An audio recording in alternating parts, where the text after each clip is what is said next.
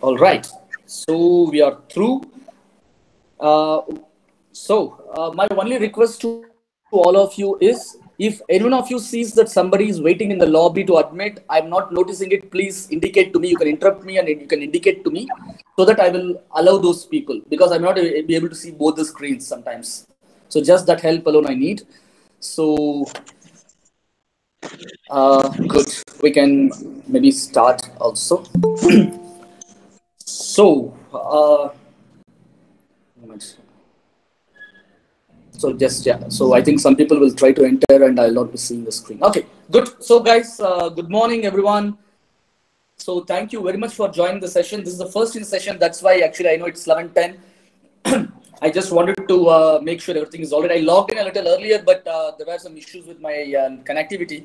I'm trying to record this session. I am recording this session already, and I hope the recording turns out fine so I can put it on YouTube for all of you to watch it again if you need, or for more people who could not join this session, they can watch this. And as of now, everything seems all right with the recording. So just pray that it works.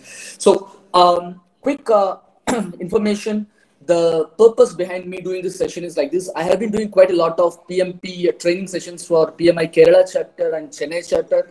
And also once in a while, rarely, I've done a couple of sessions for a select group of people outside the circles of PMI, and always people get back to me on repeatedly the same set of questions because some of the concepts are really confusing because there are different interpretations to how they do, and people simply don't know where to start, even though they may have attended some trainings. They still are confused. Though I did the entire 1 month or 35 hours of training, but I'm really confused. I don't know where actually to start. So what I thought was, why don't I do two things? One is create offline YouTube videos like podcasts or 15-minute snippets on some topics for consumption by people who may have the questions. And second, on a regular basis, I will try to do such live sessions. The times may slightly change because sometimes Saturday mornings people are occupied. I can do it Saturday evenings as we go along if it is okay for everyone. Why don't I do live sessions in which I will take one topic which people want me to discuss. I saw some people had also said, "Hey, I want to discuss procurement management." Somebody had also said, "I can do that." But this week being the first week, I chose my own topic, which I think most people dread: earned value management. We will take one topic. We'll do a half an hour discussion more like a monologue. I will do. Very sorry, bear with me. I will do a lecture kind of thing. But then after that half an hour, that session is over. We will have the remaining half an hour. If necessary, people want to stay for extra more time. I will also experiment with the tools. Today is Google Meet. It allows only 1 hour. I will try some other tools as we go along. So I can stay back and answer your questions on this topic and various other topics you may have. So this is completely free, of course, no obligations, nothing. Maybe I will have only one obligation to you, which is once I post this video on YouTube, I will share with you the link for the message. Please go to that, like the video, subscribe to the channel, and share it far and wide so that people get benefit. So that's the only obligation I expect from you, nothing else. So I do it out of passion. I'm doing this. So today's topic is earned value management. This is going to be completely a slide show session. And thanks a lot for the suggestion on PowerPoint. I will try this from next time onwards. Now things are working fine, so should be okay. So we'll start. So one quick check. Am I audible? Yes, yes. Yes. Thank you, everyone. Yes, you are audible. Thank you very much. So my request is for everyone to, by default, mute yourselves. But you are free to stop me and interrupt me. Do not wait for question and answers at the end, because earned value management is one such topic where if you don't understand the basic premise, you will not understand anything else in the future. So don't hesitate. If you have a question or if you think, hey, Bhuvan, you are bluffing, you have digressed, please unmute yourself, stop me and say, hey, Bhuvan, come to the point, or Bhuvan, I don't understand. Because if you don't understand A, B, you will not understand C and D. So that's my request. So earned value management, when we jump into the topic, it is something that's grossly misunderstood. It is like our Ajay Devgan of Hindi, of Bollywood. Very nice actor. I am talking of 90s. Most of us will understand late 90s, early 2000s. Wonderful actor, really a heartthrob, but very few people really appreciated what kind of good actor. He was not really understood as a good actor. And just that's the first example that pops to my mind. So earned value management is like Ajay Devgan. I want you to remember this so that you get the confidence on earned value management. Why? Almost 6 or 7 out of 10 people we speak to about PMP examination, what scares them, why they're uncomfortable, why they don't want to, why they don't have the confidence to write the examination now. Their answer is, yeah, PMP exam, PMBOK and everything is common sense. What does not look like common sense? What is not something that I do in everyday life? I am a seasoned project manager, 10, 15 years of project management. PMBOK is just like a walk in the park for me. But one thing that really scares me and I don't do it regularly is earned value management. Because earned value management is not something that I do in everyday life. What are these guys coming and talking about some earned value, blah, blah, blah, and this thing? Why should I even use it? I've heard this a lot, and that is one of the biggest reasons why people keep postponing writing the PMP examination. Believe me, that's true. So now, one moment, I think, hold on. The screen, I think, quite a lot of screen is occupied by, I think, something. Let me see. One moment, guys. I think the entire whiteboard is not visible, I believe, right?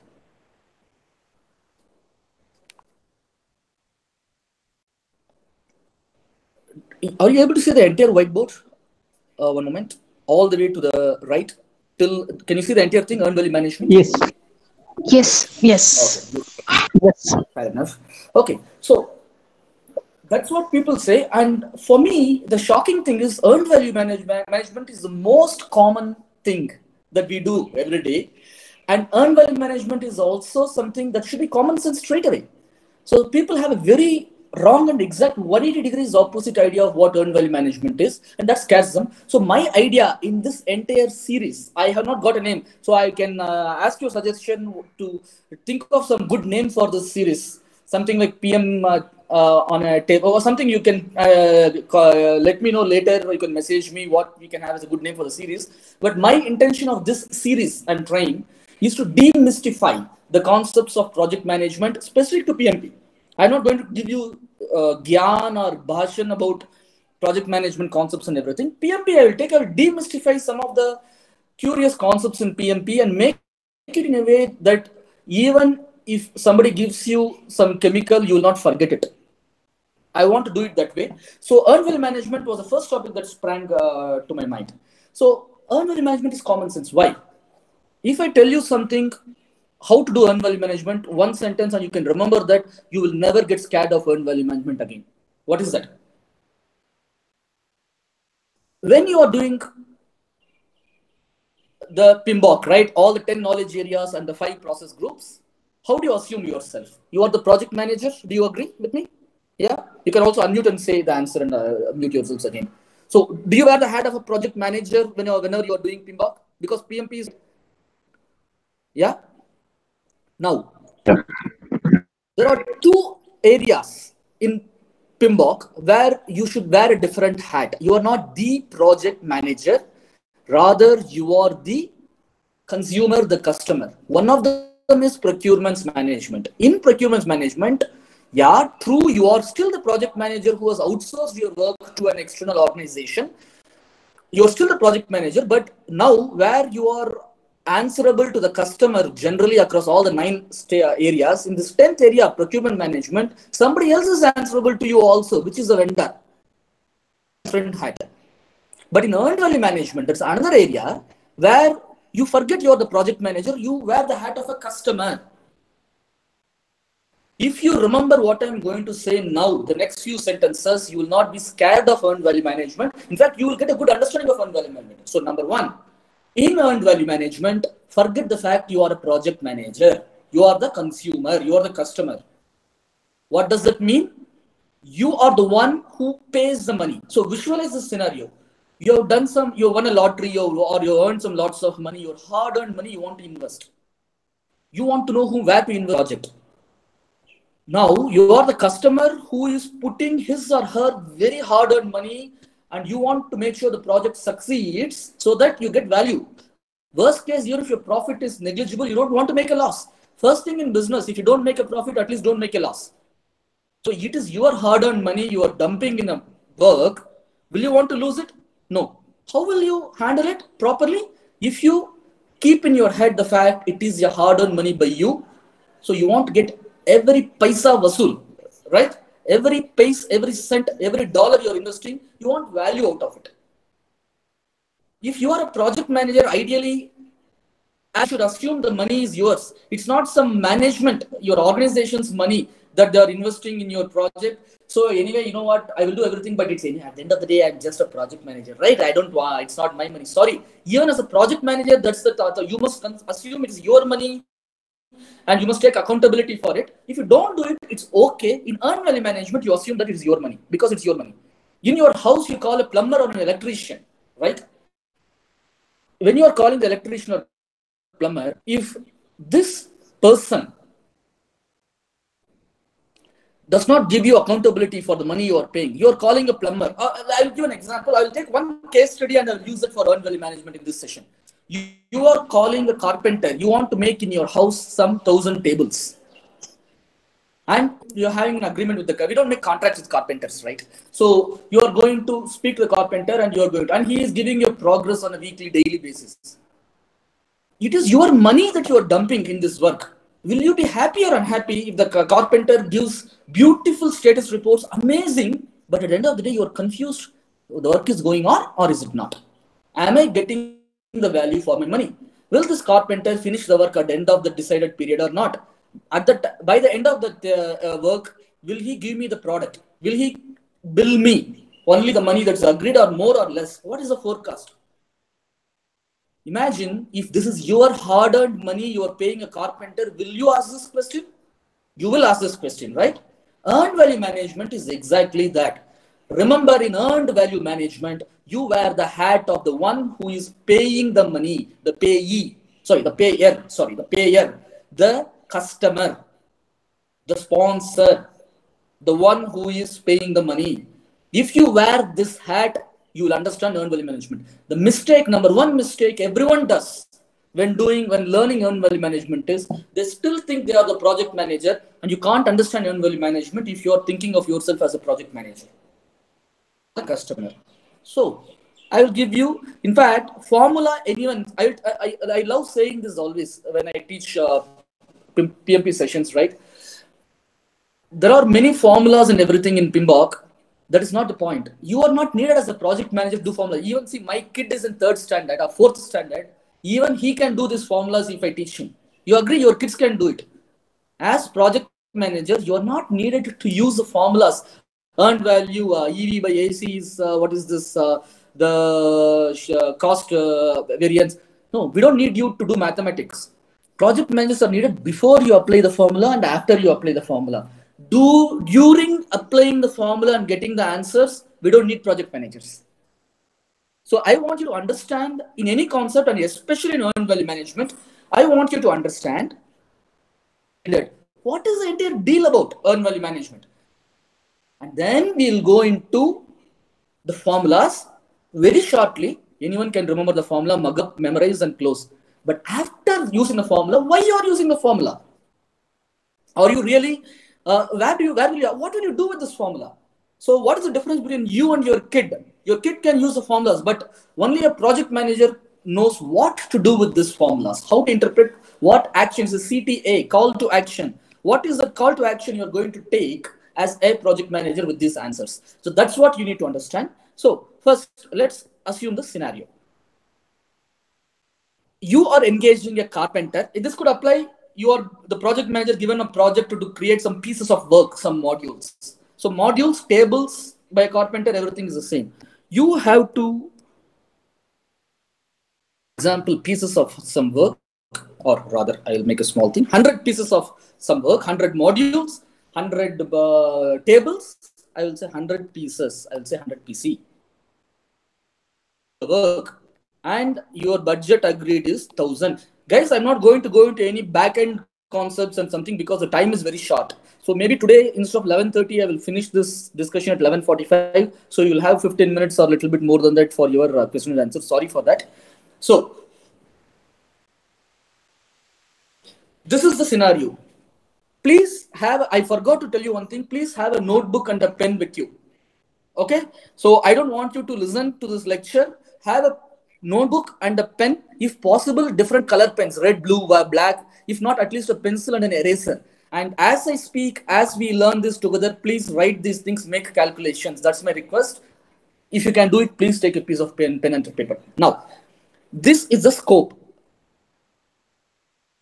100 pieces of work, something, 100 tables, 100 chairs, or 100 modules of software, 100 steel rods if you're in, or 100 housing units you have to build, for example, if you're in construction industry, or 100 say drills you have to do if you're in oil and gas industry, anything. And this is the schedule, and this is the cost. Now I will tell you why earned value management is really needed. Traditional management that does not use earned value management, you know how it is done? You go for a project status review. What do you report? You generally report, for example, this is your project status report. You say whether your project is ahead of schedule or behind schedule. Your management is interested in only two things. Is everything on track? If not, why? And what are you going to do next? Only these two things.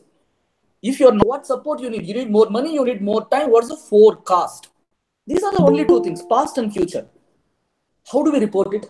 We say, and and this one thing, remember, you are at the end of the 5th week, the Monday of the 6th week, you are going for a status review with your management. So last 5 weeks, every week on Monday, you are giving the project status review.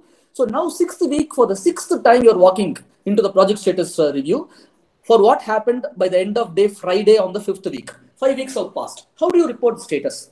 You say, I am ahead of schedule, I'm behind schedule. How do you report ahead of schedule or behind schedule? Usually we say, you know what, now I have done, say 40 pieces I have created after the end of 5 weeks, and I'm going to bill you $600.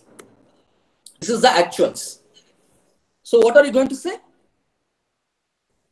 Your carpenter comes to you at the beginning of the 6th week. He says 40 pieces are done, and this is the bill, 600. Okay, then you're going to ask, what is the status? Sir, I am on track. Have you ever bothered to stop and ask, Hare, 5 weeks is 50% time elapsed. I expect 50% work to be done. 50 pieces to be created. You are telling me 40 pieces. And my assumption is 100 pieces, $1,000. So per piece, $10. You created 40 pieces. You should have billed me $400. Forget you did not create 50 pieces at the end of 5 weeks. You create 40. Keep that aside for a moment. For 40 pieces, why are you charging me $600? For remaining 60 pieces, how much you will charge? Will you ask this question or not? Will this be the same question that your customer will ask you, your management will ask you if you are wearing the hat of a project manager? That is earned value management, guys. We don't ask these questions. You present status report as if you are on track. How? Sir, don't worry. My work is how much done? 60% done. How is it 60% done? When you have created 40 pieces out of 100 pieces, how on earth you are saying 60% work is done? Because 60% is the number you enter on MS project file. On what basis? Nobody asks you. Very rarely people ask you. You will say, you know what? 40 pieces is what you can sell. If you ask your carpenter, can I sell these 40 pieces to my customers? If the answer is yes, then only 40 pieces. You know our Indian mindset, sorry, actually it's a bad thing, but many times in our Indian mindset, have you finished the work? Yeah, but I have to do that, I have to do the review, I have to do that. But how come you're saying, no sir, the work is over, don't worry, work is over, but your carpenter will come and say, sir, don't worry, I've done 60 pieces, but some 10 pieces, something broke, I have to repair it. Another 10 pieces, I have to do some painting, some tinkering, something. Can you go and sell those 60 pieces, what he promises to your customer? Without tinkering, without fixing, without painting, you can't. So what is the sellable number of pieces? Zero more work. Definition of done, it's like in the agile world. Definition of done means done. No ifs, buts. In earned value management, one thing you insist is done is done. No arguments. If somebody tells you work is done, you can blindly, no more questions, you will take and give it to your customer. You will not get beaten for it. That is the first concept. Second concept, that is what as a paying person you will expect, right? Your hard-earned money is dumped into a project or into some carpentry work. Now, next thing is forecasting. Will you trust this customer, this carpenter? He says in 5 weeks he did 40% work. In another 15% time, he will do 60% work. He may. Sir, the first 1 week I spent in setting up my workshop. So don't worry, I will finish it by the 8th week. Don't worry, 10th week and all. In 8 weeks, I will finish. Okay. And this some money I spent, sir, 600 rupee dollar bill. It's not for the 40 pieces. It's for 40 pieces, $400, under 200 for setting up. The budget I gave you 1,000 covers everything. Don't worry, I will not bill you either $600 more for 60 pieces or $800 for 60 pieces. I will bill you only $400 for the remaining 60 pieces. Will you trust him? On what basis will you trust him? If you are the project manager, what basis your management will trust you? What basis your customer will trust you? They can't, right? But that is exactly how project status is being traditional way when you don't use earned value. First, definition of done is not there. Can you sell the product that your supplier is giving you so you can sell it further to the customer? Second thing, there is no concrete way of forecasting. And the last point is schedule. I'm just going to move this above so that I can also copy paste and send it to you. Or sorry, the concept is not that they are mixing schedule and cost. How do you report forecasting or status? I am 2 weeks behind schedule. I am $100 behind schedule. Can you understand all this jibber jabber when someone tells you? Believe me, honestly, if you are giving such a status report to your management, do you trust in your own status report? Honestly, you touch your heart. I believe 90% of us project managers, we know we are giving bullshit to our management as a status report or to our customer. We are 2 weeks behind schedule. We are 20% behind cost, under budget, over budget. No, we don't believe ourselves in the reports we are giving. That is where earned value management comes. It converts everything into one unit, and that one unit is something that will hit us hard. It will hurt where it hit. It will hit us where it hurts more. Money. It converts schedule into cost or into dollars. It represents cost in dollars. It represents progress in dollars. Because dollar is the only language we understand. And most importantly, it gives us a very valuable tool to look everything in a way that we can forecast properly. That is earned value management. The one question we as project managers should ask, or we as the hard-earned money, right, we are giving to people, we should ask ourselves is, for every $1 that I am paying, how much dollars I am getting? This is earned value management. Ask yourself first, wear the hat of the person paying the money. You are the customer. Second, ask the question, every dollar I am paying, what dollar or how much dollars I am getting back? End of story. This is earned value management. Actually, we have finished earned value management. What next we are going to see is only some, formulas and something, how this is done. The what, the why part, the what part is actually done already. So we will see at some concepts how earned value. Any questions so far, guys? I know I took a little more time, but any questions so far? Why earned value management and what is earned value management? So if you can get this question answered, you've understood earned value management. How does it do? How does it do this? Very simple. I will go back to the original scenario. I will put the scenario. Your scope is 100 pieces of work. You have got 10 weeks to do it, and you have got $1,000 budget. And you basically are at the end of 5 weeks. Now you are presenting a status. How will you present the status? Very simple. First, there is some scope. I'm not going to discuss earned schedule that came in PMBOK 6. I'm going to only talk about what was there up to PMBOK 5, general earned value concepts. So schedule and cost. Are you on track with respect to time? Or are you on track with respect to money? And what is your forecast with respect to schedule? What is your forecast with respect to cost? That's all. Only these two, schedule and cost. First thing is what you call as variance. Schedule variance, cost variance. But before discussing this, scratch this off. You will see some basic terms. There is something called budget at completion. Budget at completion basically is you are planning the budget and there's something called a funding limit. You have $1,000 budget. You're not going to get that $1,000. Imagine if it's $1,000,000, you will understand. You cannot get the $1,000,000 in one shot. You will get in what you call as funding limits.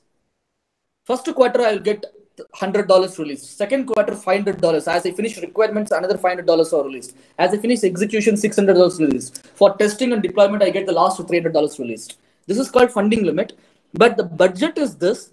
So your overall budget during the entire course of the project, at the end, your total budget is $1,000 planned. This is called budget at completion. Now, the time, this is time, this is dollars. Now, earned value, first thing you have to remember is it's true only at the given time when you do. Earned value has absolutely no meaning if you don't add a time element to it. What is the time element? The data date. On which date you are calculating the earned value? I told you at the end of the fifth week. Guys, can you put yourself on mute? Yeah. So, guys, can you put yourself on mute if you don't mind? Whoever, I don't know. Yeah. So, earned value has a meaning if you say on this date, this is my project status and this is my project forecast. One moment, guys. I think somebody has to put themselves on mute. Satish, can you put yourself on mute? Satish, please. Sorry. Yeah, there was a problem. No issues. Yeah. So, no issues. So, now, earned value, on which date is my status true, valid, and on which date is my forecast valid? Otherwise, earned value has no meaning. So, first put a data date. That is the end of the fifth week. Now, budgeted completion is a total overall budget plan for the project, $1,000. Though you don't get $1,000 in one shot because no one has $1,000,000 if it is a budget in hand, cash flow, right? They will release it only based on the work you deliver. You give me a requirement specification, I will release $200. You get me 10 pieces done, I will release you $400, like that. So overall budget is BAC. On this date, when you are calculating earned value, what is the value that was planned, that was scheduled? If it is 5 weeks, 5 weeks is how much percentage of 10 weeks is the overall schedule, right? 50% time is gone, right? So 5 weeks means 50% of my schedule has elapsed. So when 50% of my schedule has elapsed, I should have got 50% of my value ideally delivered. Really, how much you have delivered? Nobody cares. How much you have spent, how much you are going to bill your customer? Nobody cares. 50% time is over. 50% of value should have been delivered. What is that value? 100 pieces or $1,000. Same language. In English, it's 100 pieces. In Telugu, it is $1,000. That's all. So whether I say 100 pieces in English, $1,000 in Telugu, it means the same. So going forward, I'm going to use this interchangeably. $1,000, 100 pieces. That's the value. At the end of, see, now again, wear the hat of a customer. Carpenter is bluffing. He's saying some nonsense. Your mind, you're always looking, hey, my 50% time after he started the work is over. Has he finished? Has he delivered 50% of what? 100 pieces. 50 pieces have come. Or 100 pieces is worth $1,000. Value of 100 pieces, $1,000. Have I got 50% of the value? In earned value, you use one language, money. So what is the money value? $1,000. 50% of 1,000 is $500. So have I got, at the end of my 50% period, have I got 50% value? What is 50% value? $500. That is called planned value. Now, earned value is how much is really done. How much has he really done? 40 pieces. So what is 40 pieces out of the overall agreement? 100 pieces? 40 out of 100? 40%.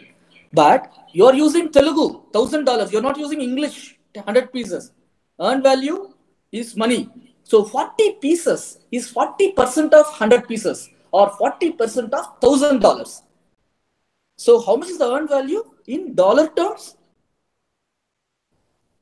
$400. So earned value is on one given data date, end of the 5th week. On that date, how much percentage time has elapsed? How much schedule has elapsed? 50% of schedule has elapsed. So I expect as a payer of the money, 50% value to be delivered. That value in terms of money is 50% of the budget, which is $500 worth of value to be delivered. Really delivered is earned value, 40 pieces. 40 pieces is out of 100 pieces, 40%. In terms of dollars, 40% of 1,000, $400. So the carpenter should have delivered $500 worth of value to you at the end of the 5th week in a 10-week project. He has delivered how much? Only 400. Bhuvan, Instead of delivering. Sorry, one question there. So we are talking about that 100 pieces and $1,000. That means we are apportioning this what do you say, the $1,000, which is the budgeted cost against the work packages or these number of pieces, right? It is not that by, say, suppose this carpenter has produced 40 pieces and then you sell 40 pieces and make 400, that has revenue doesn't have any meaning here. This is only the budgeted. So technically, technically not. But taking forward your question one step further, if you sell these 40 pieces, how much value technically you don't use the word profit. You will sell these 40 pieces for even $1,000 or $800. That is another story. That you should not think of profit. But imagine. So this is generally the confusion which happens to people, which they say when you say the earned value doesn't mean that the value which is generated by kind of monetizing the work completed. No, exactly. So please, thanks Lord Satish. Yes, this is a question I repeatedly also get in the sessions. Hey, Bhuvan, I am going to sell this for $500 or $1,000. No, earned value. So the word value means that is so you are actually not selling it to a customer. You are the customer. You have paid $1 for making God knows what. It includes the cost of setting up the workshop. Maybe he needs $200 to set up the workshop. And only $800 is for making the 100 pieces. Doesn't matter. For $1,000, you are giving him black box. You are going to get 100 pieces. He may spend it for his own personal reasons. He may spend it, God knows, for his salary of his employees. Doesn't matter. You pay $1,000, you get some X thing in hand, which you can sell later. In hand, for the money you paid, what is the value you got? When you say, I am paying $1,000 to get 100 pieces, everything is included. Theoretically, do you get 100 pieces or not? End of story. If you don't get 100 pieces, you not got value for your $1,000. Beyond that, you may sell this with a profit or something that you don't bring it into the picture at all. So every $1 you have paid to someone, you being the customer, you have paid to someone, how much you have got back? In this case, we are yet to see what is that you have got back, because there is a third dimension to it. I told you 15%. Satish, is this clear? Did I answer the question? Yeah, that's clear. I got it, but then I wanted to clarify it for the benefit of everybody. Exact. Thanks a lot. In fact, that is beautifully brought this. I missed that. It's beautiful actually, because it's a repeated question. People say, "Bhuvan, why should it matter? I have earned $1,000 because I'm going to sell this 40 pieces for $1,000." No, that is your headache. Did you get it or not? For the $400, is it worth $400? Now we are not even discussed a very important thing. What is the bill he has produced? End of 50% time, instead of delivering $500 worth of planned work schedule. This is why in old days it was called BCWS, budget cost of work scheduled. Now, he has delivered $400 value. He produced one bill. Do you remember? How much? $600 bill he gave you. That is what you call as actual cost. These three terms, planned value, earned value, actual cost, is the basic values in earned value management. Everything else is derived value. What is actual cost? It's how much you actually spent to create whatever. Forget the fact, instead of delivering $500 value, which is 50 pieces, he has delivered only 40 pieces, which is $400 value. Forget that. To rub salt in the wound, he is giving you $600 bill. And now you are saying, Ray, $600 is 60% of my budget. Did I get 60% of the work? Forget the fact, today I should have got 50%. In hand, I have 40 pieces I can sell for profit or whatever. So he has thrust 40 pieces in my hand. He has billed me $600. What is this guy going to bill me? Two questions I have. When 10 weeks is over, am I going to get 100 pieces or $1,000 worth of whatever? And more importantly, is he going to give me a bill of $1,000 or $2,000? Why is it important? Because money is not, see, $1,000 may look like a small amount. In projects running for millions of dollars, cash flow, even small 1% is a huge amount. You think organizations sit on so much of cash? Stacks of cash? No. So unless the management or the customer knows in advance what they should budget for the remaining work, they can't give you. So you are doing a great service to the organization by telling them in advance, Hare Baba, $1 million is the plan and 50% time is over. Instead of producing 50% work and billing you $500,000, theoretically, I produce 40% of the work and I'm billing you 60% of budget already. I have consumed. Meaning, so come on, tell me what next? What's the call to action? The management asks you. First thing, I'm not going to deliver the work in 10 weeks. I'm going to deliver it in 11 weeks, 12 weeks. Bad. But what is the worst news? I'm going to potentially probably give you a bill of $1.3 million. $300,000. When were you planning to tell me this? At the end of the 10th week? 9th week? No, I'm telling you at the end of the 5th week. Now, 5th week, I'm telling you, when the project ends, you are going to be staring at a bill of $1.3 million. And you're going staring at a delay of 2 weeks, which may translate again into money. This is what you are going to tell your management, your customer. And if your carpenter tells you this, he comes and produces at the end of the 10th week a $1,200 bill and still tells you 10 weeks are over, my work is not over. Double jeopardy. End of the period, you've not got your products. You may have committed to someone else to deliver to your school or to your customer these tables. You are failing in your commitment. That's bad enough. You're going to get penalized. On top, to rub salt in the wound, he's producing you a $1,200 bill. Imagine the situation from the point of view of you as a customer. And as $1,000 becomes $1 million, how bad it is. This is a problem with today's project status reporting, guys. That is why earned value management has to be there. Now you understood the concept of a BAC, a planned value, earned value, and actual cost. If you understood this, actual cost is the bill that you're getting for whatever units that is produced, irrespective of proportionate thing. Now, we will do some basic, these are the basic values. Using PV, EV, and AC, you will calculate some derived values, one of which will show you the current status, other which will show you the forecast. Very simple. So, let me do it. First thing is called a variance. There is something called schedule variance and cost variance. Very simple. Schedule variance is against the schedule, what is the variance?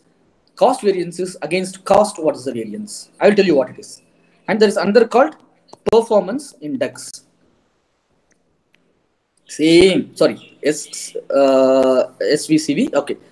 SPI, sorry.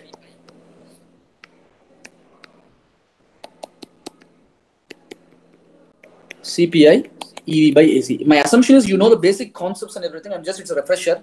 So pardon me if I'm running fast looking at time.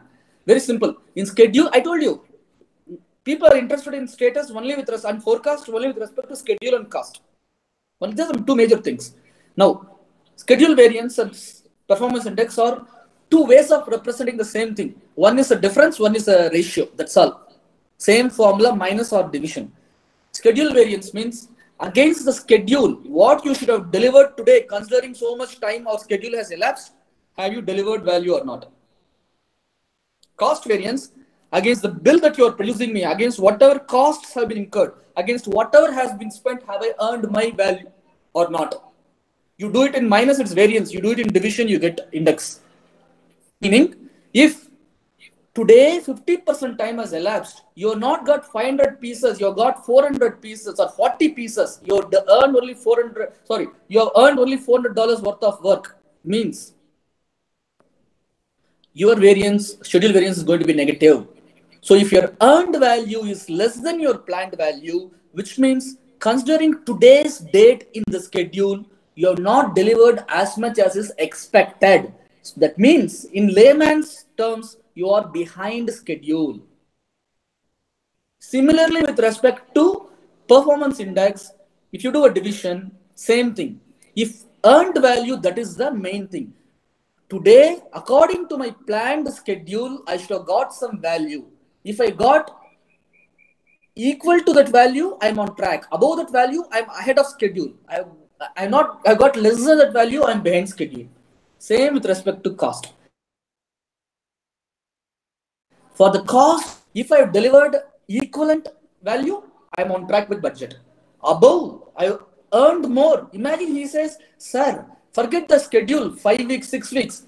Bill, consider only the bill. Sir, I produced $600 bill. How many pieces are ready? 60 pieces are ready. 61 pieces are ready. You are ahead of budget because we have incurred the cost which is usually due for 60 pieces, $600. But what you got in hand that you can sell to the customer, to your customer? You got 60 pieces. Happy. You sell it at a profit or not, that's your headache. You got 60 pieces, 61 pieces. You should be happy, right? If you got 59 pieces or less, you have spent every dollar that you are spending, you are getting less than $1 worth of work. That means you are under budget. Sorry, you are over budget. You are spending more than the value you are getting. So, same with respect to performance index. So, if we are all engineers, hopefully. So, even if you're not engineers, this is one mathematics necessary evil you can't avoid. If your variance, SV or CV, if it is negative, bad. If it is 0, yeah, so you are on track. If it is positive, you are good. SPI, CPI, if it's greater than 1, it's good. I'll put it this way so that if it is less than 1, it is bad. 1 means so. Greater than 1 means you are good. So variance, negative variance is bad. Less than 1 index is bad. Positive variance is good. Higher than 1 index is good. Now, to translate in terms of layman's terms, positive variance means you are ahead of schedule, you are under budget. Negative variance, you are behind schedule or you are over budget. Less than 1 index means you are behind schedule and you are over consumed, you are over budget. Greater than 1 means you are ahead of schedule or you are under budget, which means you are spending less. You are getting more value than the money you are spending. Equal to 1 or equal to 0 is you are on the border. So be very careful for the trend that is going to. This is the status. Next. Hopefully I have understood this. Now, next what I am going to do is, also with the fact that this is being recorded and will be put on YouTube, you can revisit it if you have any questions or you can ping me separately also. But I hope this basic concept is done. Comes the most important thing, which is forecasting.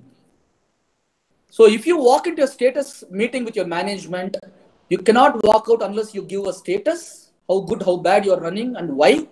But nobody's interested in why. They're interested in what next. So, Bhuvan, what are you coming to tell me? All this SPI, CPI, SV, CV, thanks a lot. Thanks for wasting our time in taking us for a wild goose chase by giving us terms. What do you want us to do? So what's your point? What's your message? That's forecasting. In forecasting, you are going to tell them what's the meaning of these things. So now there is a basic thing, ETC, estimate to complete, which means I'm going to draw something here. or I will go, hold on. Do you saw this here? You saw this graph that we drew? Now, on this particular date, you have actually delivered so much of value, you have spent so much of money. Assuming 10th week is the end of the project, visualizing yourself at the end of the 10th week when you're handing over the project, will you have delivered whatever it is in terms of schedule? Will you have billed me? Will you have spent the planned budget? That's forecast. That is ETC. Between today, whatever you have delivered, and the end of the project, planned end of the project, will you be delivering as per schedule? Will you be billing, charging me as planned according to the budget? Whether you will do it or not. Or how much difference to complete the project, remaining pieces of work. Today, 40 pieces you have delivered. To finish the remaining 60 pieces, how much time you need extra? How much money you need extra? Means how much money you need to do the remaining piece of work. That is ETC. Meaning, first thing in ETC is, already, what is the overall work to be done? Budget with completion, which is $1,000 or 100. That's why I use the word English in Telugu. In English, 100 pieces. In Telugu, it's $1,000. Just I'm making it for easy visualization. So $1,000 is what you are being paid for. Today, what have you given me? The earned value. You gave me 40 pieces or $400. So what is the remaining work estimate to complete? That is $600. Remaining work. So today I have delivered 40 pieces. Totally 100 pieces have to be delivered. So 60 pieces or equivalent $600. I have to deliver $600. Now, if you tell your management, will they trust you? Who are you? You are the person who has come at the end of 50% of schedule, have not delivered 50% work. You are billing 60% of the bill already to deliver 40% of work. Are you trustable? In the eyes of the management, they have lost trust in you. Or your carpenters, you have lost trust in your carpenter. Are they going to believe you? One. To do 50%, instead of delivering 500, you have delivered only 400. Instead of billing 400, you have billed me 600. Are you going to tell me the remaining 600 or 60 pieces? Are you going to tell me next 5 weeks you are going to deliver? First 5 weeks, 40 pieces. Next 5 weeks, 60 pieces? Tell me what I missed. And first 40 pieces, $600. Next 60 pieces, $400. Am I an idiot? Or is there something I'm really missing? This is the question you will ask your carpenter, your management or customer will ask you. So, how do you calculate ETC, guys? Very simple. What is your productivity? What is your efficiency? What is the rate? What is the trend at which you are working? What is the trend? Today, you are delivering, to deliver 40 pieces, you have got 600. Instead of delivering $400 worth, you have billed me 600. And you delivered $400 in the time it takes to deliver $500 effort. But just now we saw, what is this? What is this called? CPI. This is SPI. We just saw it. CPI is the trend, the rate at which you are consuming the money that is being budgeted. SPI is the rate at which the schedule is being consumed. The trend. So to deliver the same 40 pieces earned value, you are consuming $600. So the trend is CPI is 400 by $600 or 40 pieces by 60 pieces. You are behind the cost. You are ahead of, you are spending more budget. But this is your trend, right? Same SPI. You are spending $500 of worth of time to deliver. Sorry, my mistake.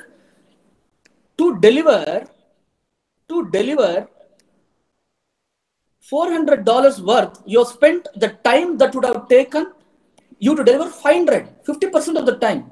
So where you should have delivered 500, you have delivered only 400 in terms of schedule. So this is your SPI. So that is not your trend. That is your trend with respect to schedule. CPI is the trend with respect to your cost. If your management is really competent, if your senior management is competent, if your customer is competent, if you are competent with your money to your carpenter, you will hold his collar by the scruff of his neck. You will hold him and ask him what? By consuming $500, you're giving me $400 money worth of work. By billing me $600, you have done $400 worth. So remaining work is what? ETC is 1,000 minus 400. $600 still you have to deliver value. 60 pieces you have to deliver value. Right? How are you going to deliver? I am not trusting you. So you will put the trend. So how will you calculate ETC? You will calculate the remaining work, BAC minus earned value. This is what you call as remaining work. But put a proportion.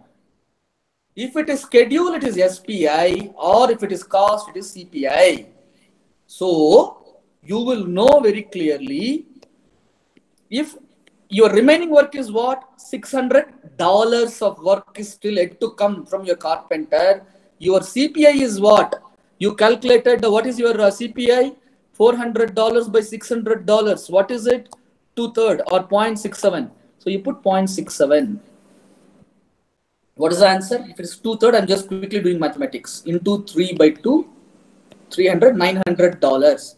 So $900 is your estimate to complete. Meaning to do the remaining work, which is 60 pieces or $600 worth of work, you are going to bill me another 900 on top of the 600 you have already billed me. So on top of the 600 you billed me to deliver 40 pieces, to deliver the remaining 60 pieces, you are going to bill me another 900. So at the end of the project, what would be my real estimated completion? Already spent money, actual cost, plus the ETC. So already how much I spent? $600. How much more actually you are going to bill me? $900 for remaining 60 pieces. So I'm going to get 40 pieces with 600, another 60 pieces with 900. Totally, what is the EAC? $1,500. So I started the project with $1,000 budget. I'm finishing it with $1,500 actually consuming estimated completion. So management, can you pump in another $500 for me? You already pumped in 1,000. You committed to pumping in $1,000 in stages, funding limits. Another $500 I need to finish the remaining 60 pieces of work. Also in terms of schedule, instead of CPI, use SPI. So remaining work is $600 worth of work. That will not change. But what is your SPI? 400 by 500, right? So what is it? 4 by 5. So 4 by 5, or your SPI is 0.8. So 0.8. So what is it? Into 5 by 4? 150, 750. Or even easier way. Everything in dollars. If it does not make sense, I will put it in this way. If $750. So basically in terms of schedule, what does it mean? You are going to work at 0.8 of schedule. That means the remaining 50% work, it will not be finished in 50% of the overall time of 10 weeks, which is 5 weeks, but at the rate of 5 weeks, at the rate of 0.8, which means I will need how much? 5 multiplied by, what is this? 4 by 5 into 5 by 4. I'm just doing a rough calculation. 1.25. 5 into 1.25 is 25, 2, 2012, 6.25. It's mathematics, guys. I'm just doing mathematics. Don't be confused. So 6.25 weeks at today's trend efficiency productivity, which is the SPI. I am someone who has lost trust. I am someone who takes to deliver 40 pieces. I don't take 5 weeks. Sorry. I am someone who in 5 weeks, instead of expected 50 pieces, I don't deliver 50 pieces. I deliver 40 pieces. So remaining 60 pieces, I will not deliver in 6 weeks also. I will definitely not deliver in 5 weeks. That means 10th week, the work will not be over. So 6 weeks, how can I trust you? Per week, 10 pieces, you are not delivered. So what will I deliver? 5 weeks, at the rate of the SPI, which is 0.8, which is 6.25 weeks. So from today, the end of fifth week, 6.25 weeks more I need to deliver the remaining 60 pieces. 5 weeks is ETC, EAC is already consumed time, which is 5 weeks plus the remaining weeks for 60 pieces, which is 6.25. So this is basically forecasting. You understood in terms of schedule, in terms of cost. So what is common in this? Dollar. So this is basically, CPI, SPI, CV and EV. And one couple of final things, you have something called variance at completion, very simple.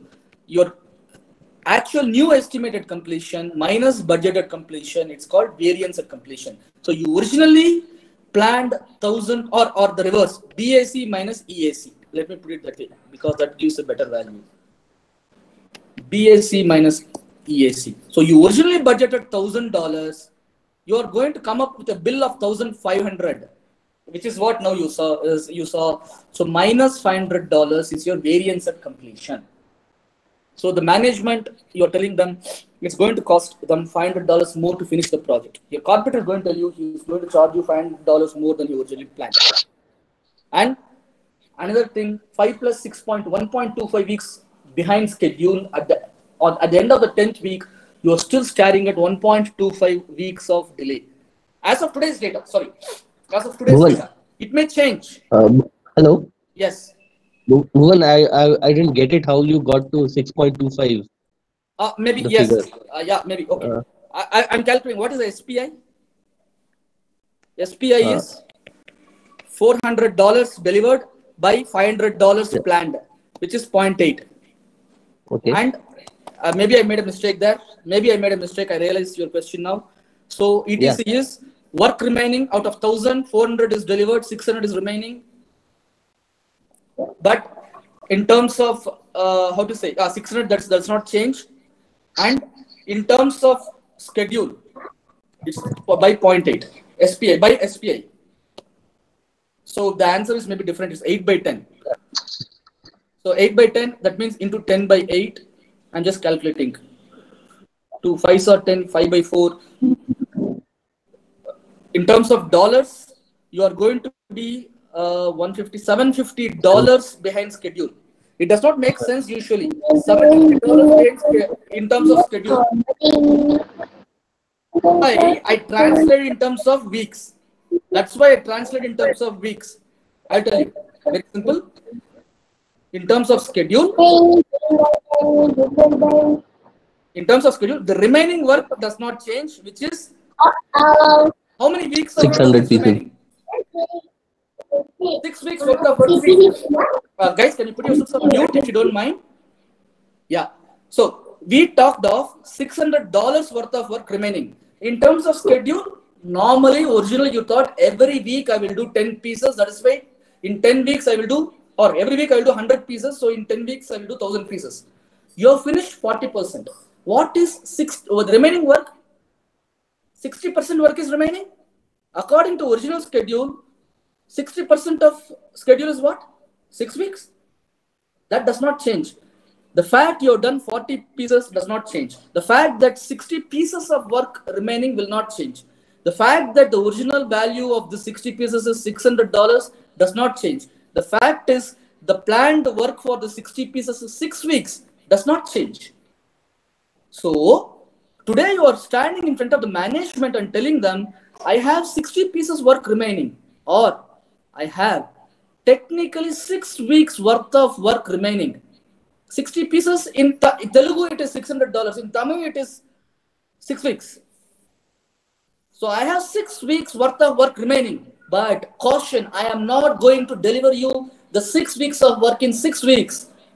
But I am going to deliver you the 6 weeks of work, more work, in at the rate of 0.8, which is 6 into, this is 8 by 10, right? Into 10 by 8. So 2 3s, 8 by 10. 2 3s are 4, 2 4s are 8. So 3 by 4 into 10. So 7.5.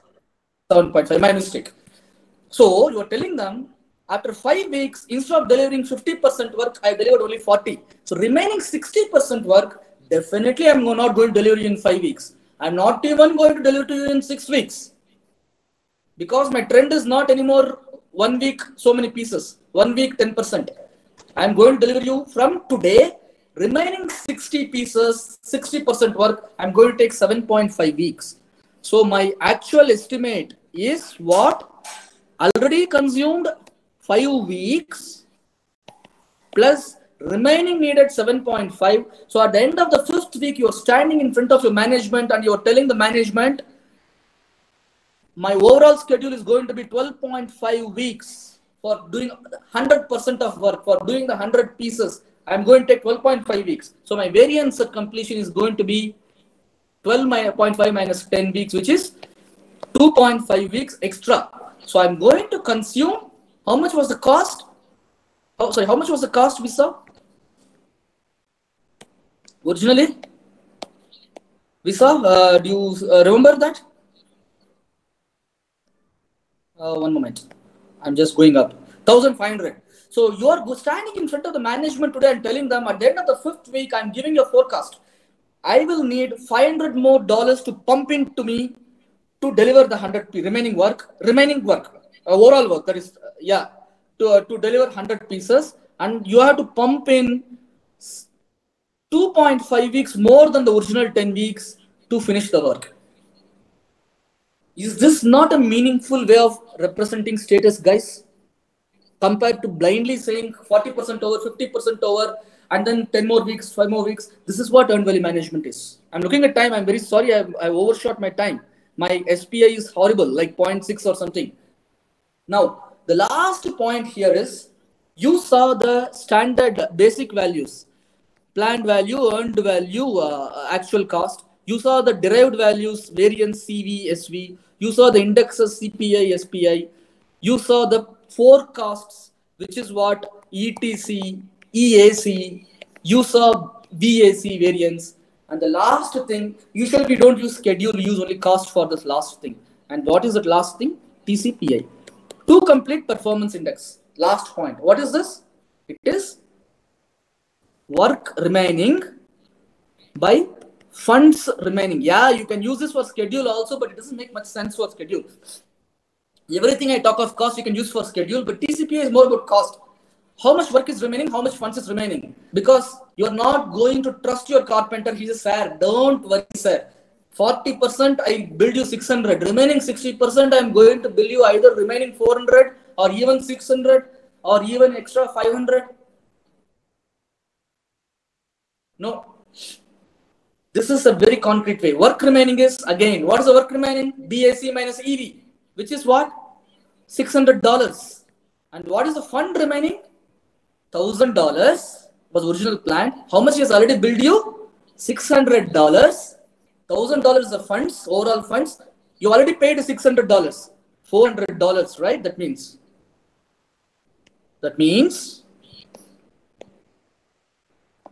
$600 by $400, which is 1.25.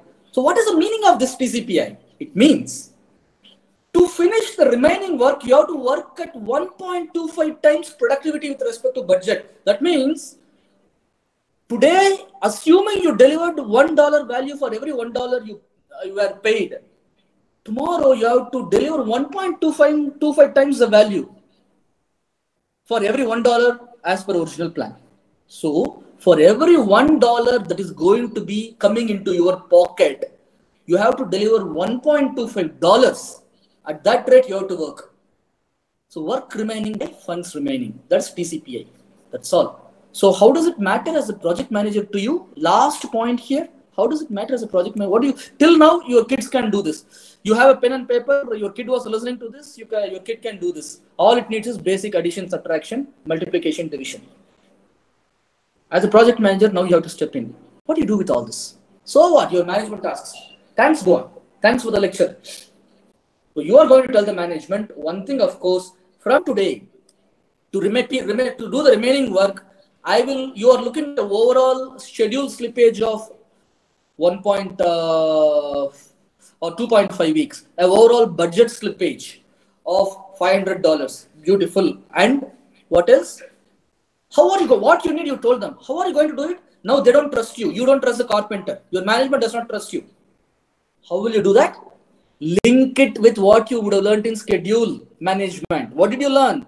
Did you learn some techniques? Fast tracking? Crashing? Fast tracking is you resequence your activities in your network diagram. Some activities instead of doing later, you do early. The problem is if there's a dependency or breaking a dependency, you are risking rework. Crashing, you put more people to do some works.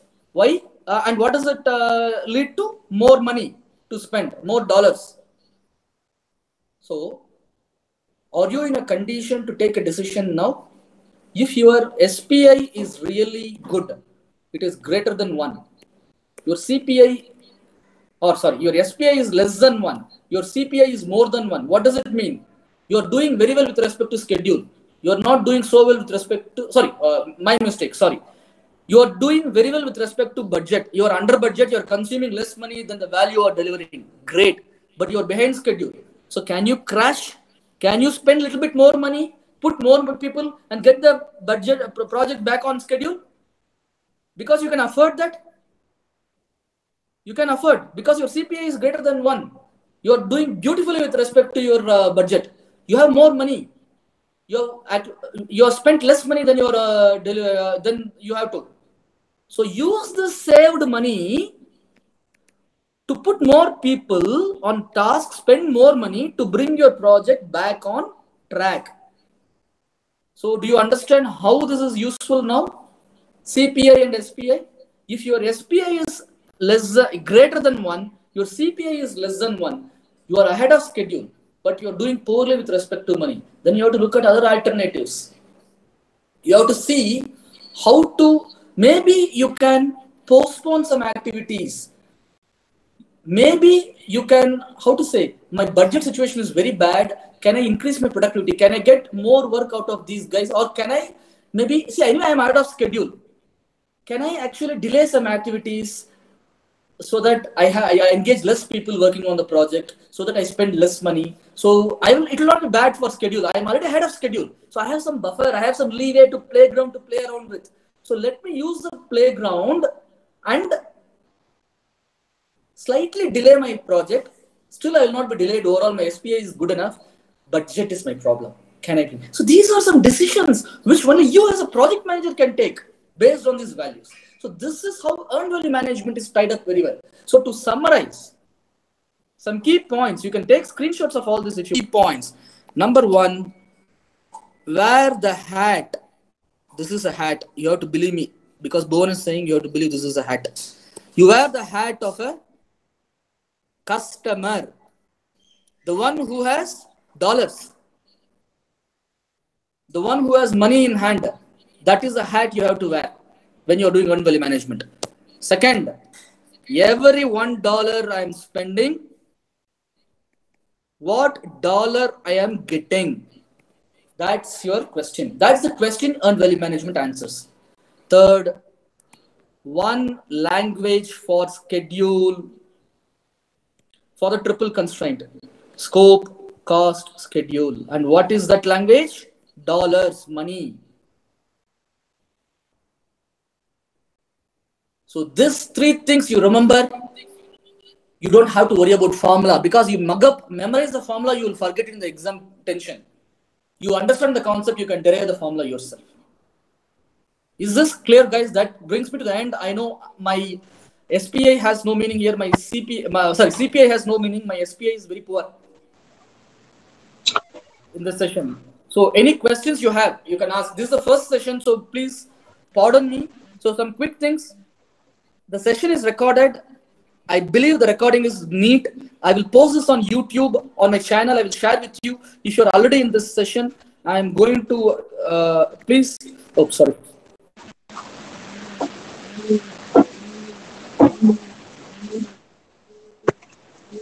The channel PM_VRTTA. PM for project management _VRTTA.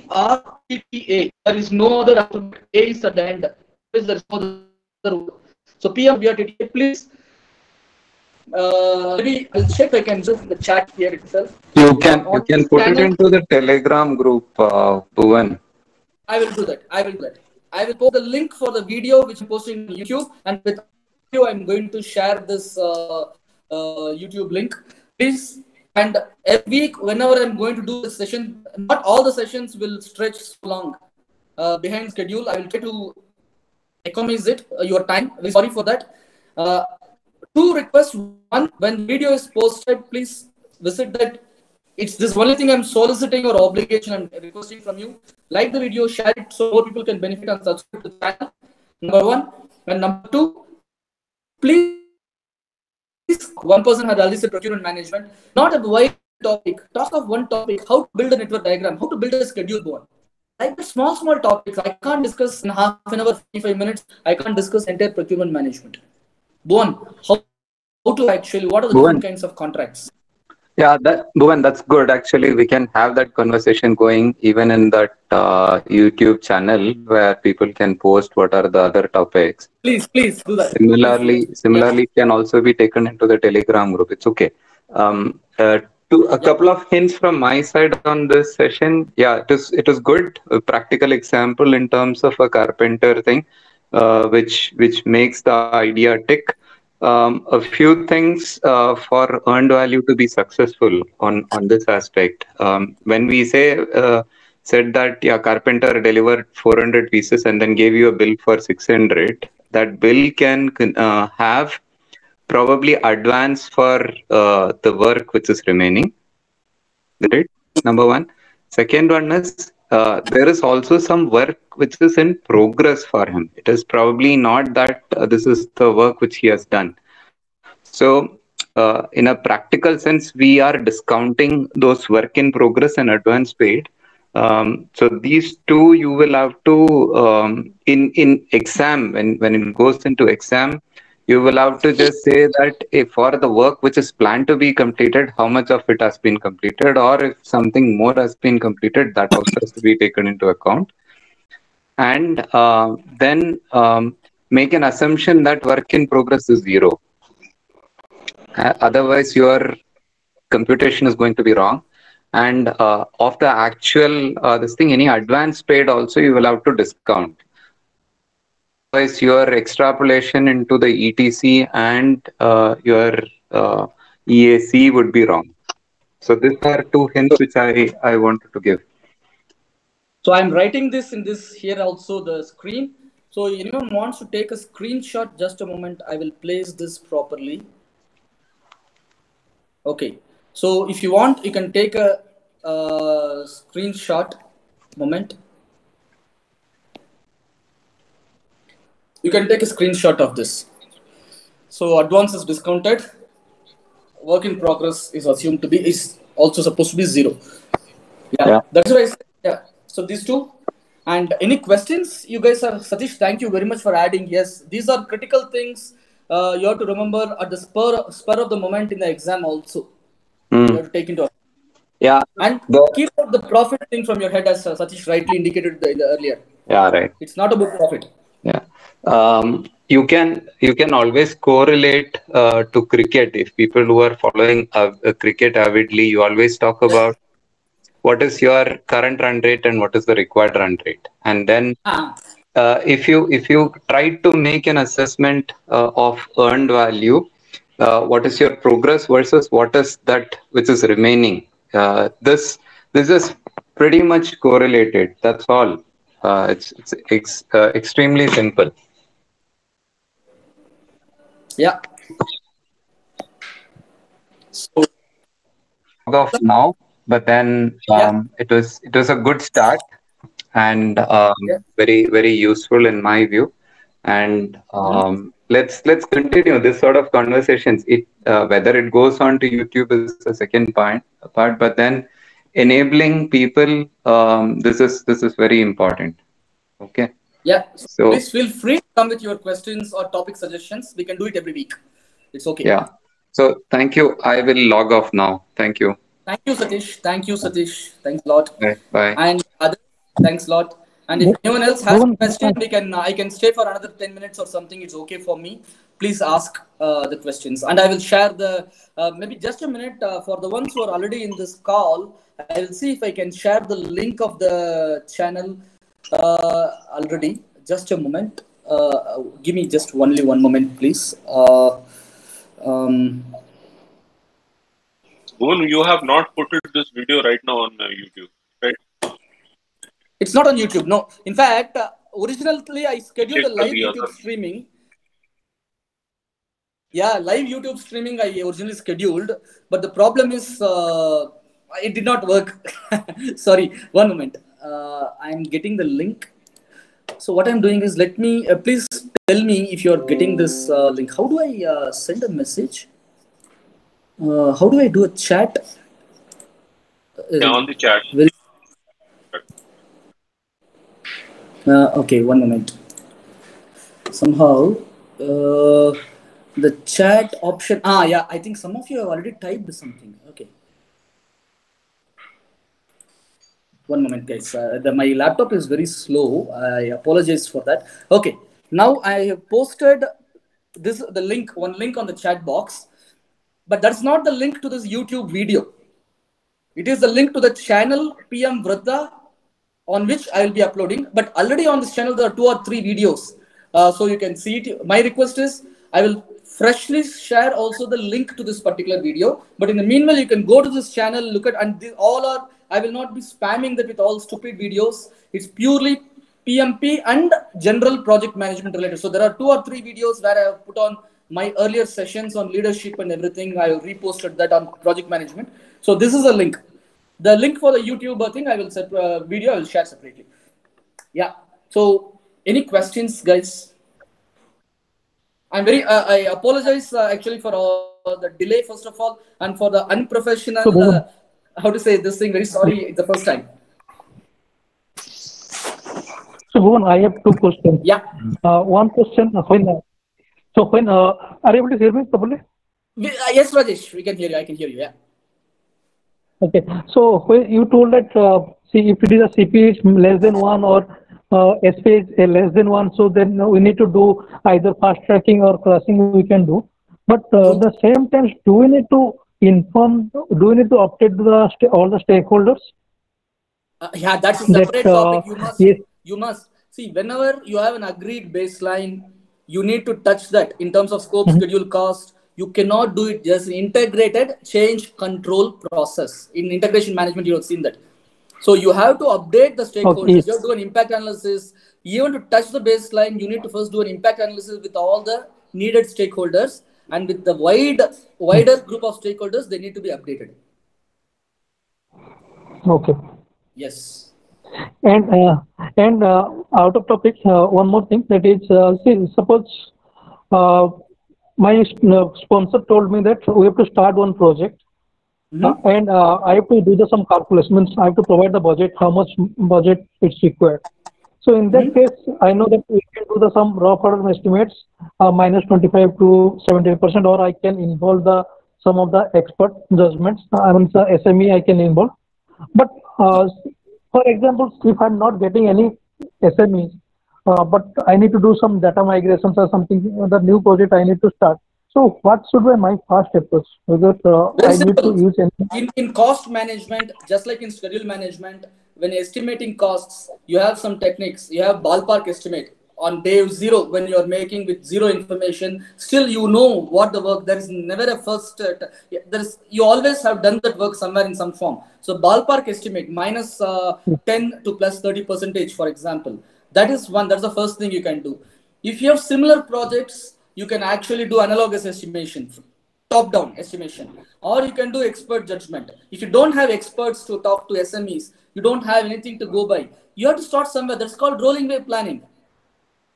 You start with some estimate, and as you do work performance data, you collect, you convert that to work performance information, and then you can take a call how plan versus actual is happening. Then you can take a call. You learn. So that's how when you have nothing to go to, you have to start somewhere. And as the work performance data flows in, then you will update your estimations. That is why the basis of estimation is very important in cost and schedule management. estimates are meaningless unless you have assumptions or bases listed along with it. This is the foundation on which I am basing my estimate. That means anyone on earth can challenge you on the estimation. You cannot simply say $1,000 is my budget. My budget is $1,000 because I have 10 modules, each costing $100. 10 into 100 is 1,000, parametric estimation. And then someone can challenge you, hey, this per unit $100 is a wrong assumption. 10 units is a wrong assumption. Somebody can challenge you. So basis of estimate, you have to be very strong, very strongly documenting. Then that's one technique how to make your estimations more reasonable or reliable. Okay, yeah, got it. Welcome. Yeah. So only your request is, guys, please think of some topics, not wide topics like that management. Just come with specific topics. You can ping me personally. Next week I can do on that topic. I just need some time to prepare. Latest by Tuesday or Wednesday, you tell me, so that by next Saturday also maybe same time we can do 11 o'clock or yeah. I will create a broadcast group for all of you, and in that broadcast group I will share this. So just apologize if I flood you with some messages. So Bhuvan, for me, I am looking for a network diagram and how to crash and all those calculations related to that. You're looking for what?